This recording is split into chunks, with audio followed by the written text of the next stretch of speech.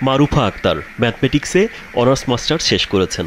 চাকরির পেছনে না ছুটে নিজের স্বপ্ন পূরণে দিনরাত কঠোর পরিশ্রম করে সাফল্যের মুখ দেখতে শুরু করেছেন প্রত্যন্ত গ্রামের এই নারী। কারো ওপর নির্ভরশীল না হয়ে নিজের পায়ে দাঁড়াতে শুরু করেন হাঁস পালন।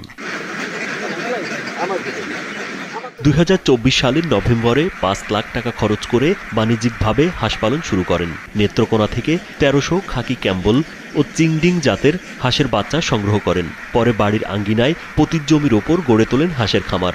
বর্তমানে প্রতিদিন গড়ে ৭ শতাধিক ডিম সংগ্রহ করেন তিনি। সেই ডিম বিক্রি করে মাসে আয় করেন ৩ লাখ টাকার উপরে। বিভিন্ন ফার্ম পরিদর্শন করেছি, যেটা হচ্ছে পাবনাতে, তারপর নেত্রকোনায়, ওইদিকে হাঁসের ফার্ম প্রচুর পরিমাণে। এখন যে কোনো ব্র্যান্ডের পুরাতন এসি বদলে নতুন ওয়ালটন এসিতে উপভোগ করুন ২৫% ছাড়। আমার ১৩০০ হাঁস আছে, আমার ৭০০+ ডিম দিচ্ছে। মারুফা আক্তার জানান, হাঁসের খাবার বাবদ প্রতিদিন ৬,০০০ টাকা খরচ হয়। প্রতি পিস ডিম ১৫ টাকা দরে পাইকারি বিক্রি করেন। পটুয়াখালী ও দুমকি থেকে পাইকাররা এসে ডিম নিয়ে যায়। খরচ বাদে প্রতিদিন গড়ে ৩ থেকে ৩,৫০০ টাকা আয় হয়। শুটকি, ভুট্টা, চালের গুঁড়া, ঝিনুক ও শামুকের গুঁড়া, ডালের গুঁড়া একসঙ্গে মিশিয়ে মেশিনে ভাঙিয়ে হাঁসের খাবার তৈরি করে খাওয়ানো হয়। রোগ প্রতিরোধে ডাক্তারের পরামর্শ অনুযায়ী প্রয়োজনীয় ওষুধ ও ভ্যাকসিন দেন তিনি। বিভিন্ন স্থান থেকে আমরা আলাদা আলাদাভাবে খাবারটা কিনে এনে বাসায় মিক্স করি, আর এতে আমাদের কস্টিংটা অনেক কম। আর রেডিমেড ফিডটা যদি আমরা কিনে এনে খাওয়াই, সেক্ষেত্রে কস্টিং অনেক বেশি হয়।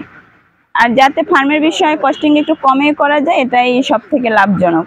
দুমকি উপজেলা প্রাণী সম্পদ কর্মকর্তা ডাক্তার অশোক হালদার খামারটি পরিদর্শন করে জানান, এই অঞ্চলে হাঁসের সম্ভাবনা খুবই ভালো। মারুফার দেখাদেখি কেউ হাঁসের খামার করতে আগ্রহী হলে উপজেলা প্রাণী সম্পদ অধিদপ্তর থেকে সব ধরনের সহযোগিতা করার আশ্বাস দেন এই কর্মকর্তা। এখানে আশেপাশে যারা আছেন তারা কিন্তু যদি এই খামার করতে চায়, তাহলে কিন্তু আমাদের সাথে যদি দেখা করে, অবশ্যই সব ধরনের পরামর্শ এবং কিভাবে কি করতে পারে এ ধরনের আমরা চেষ্টা করব। মারুফা পটুয়াখালীর দুমকি উপজেলার দক্ষিণ মুরাদিয়া এলাকার বাসিন্দা।